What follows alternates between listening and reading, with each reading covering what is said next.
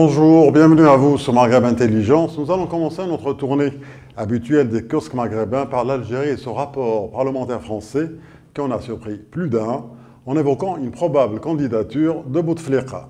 Ce qui a poussé tout sur l'Algérie à dire que les sénateurs français ne sont pas d'illusions sur l'avenir de la démocratie en Algérie.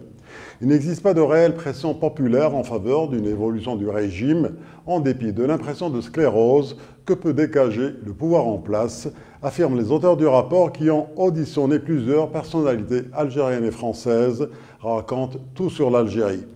Dans le même ordre d'idées, le quotidien Liberté se demande à quoi joue le frère du président et son conseiller, Saïd Bouteflika.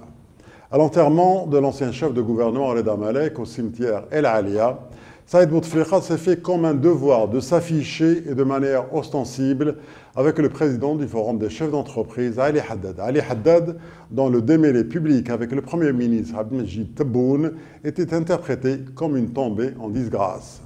Selon Liberté, tout le monde aura noté cette proximité chaleureuse entre lui et Ali Haddad qui venait de sortir d'une rencontre plutôt froide avec le Premier ministre. De son côté, le soir, n'hésite pas à tirer les leçons d'image de Saïd Bouteflika avec Ali Haddad. Le conseiller très spécial du président a voulu montrer de la sympathie à une personne offensée, humiliée, blessée dans son amour-propre, ajoute le journal. Pour les observateurs avertis, ces élans de fraternité et de civisme ont comme socle immuable la réconciliation nationale, explique le soir. Au Maroc, un troisième constructeur automobile sera annoncé avant la fin de l'année, révèle le 360. Citant un responsable de l'Agence marocaine de développement des investissements, le média américain Autonews souligne que le Maroc devrait dévoiler avant la fin de l'année en cours l'identité du troisième constructeur automobile à s'installer dans le royaume, écrit le 360. On change de rubrique avec Saadine Othmani qui va se rendre au Forum de la jeunesse avec 2 cadeaux en main et la confiance du roi, titrait Biladi. Le chef du gouvernement aborde le forum des jeunes du PJD avec confiance. Il ne s'y rendra pas les mains vides. En plus de 2 cadeaux déjà envoyés, c'est en effet grâce à sa médiation que le ministère de l'Intérieur a finalement levé ses réserves et autorisé les jeunes du PJD à tenir le forum. Et puis, il y a la grâce royale à l'égard des 5 jeunes de la Lampe condamnés chacun à 1 an de prison ferme pour apologie du terrorisme. Saadine Othmani participe donc à la réunion avec le sentiment que sa gestion des affaires du pays est plutôt acceptée par le roi Mohamed VI, résume Yabiladi. Culture, la célèbre exposition Face à Picasso, qui s'est tenue du 17 mai au 31 juillet au musée Mohamed VI d'art contemporain moderne à Rabat, a attiré près de 39 000 visiteurs venus du monde et du Maroc, apprend Média 24 auprès de la Fondation nationale des musées.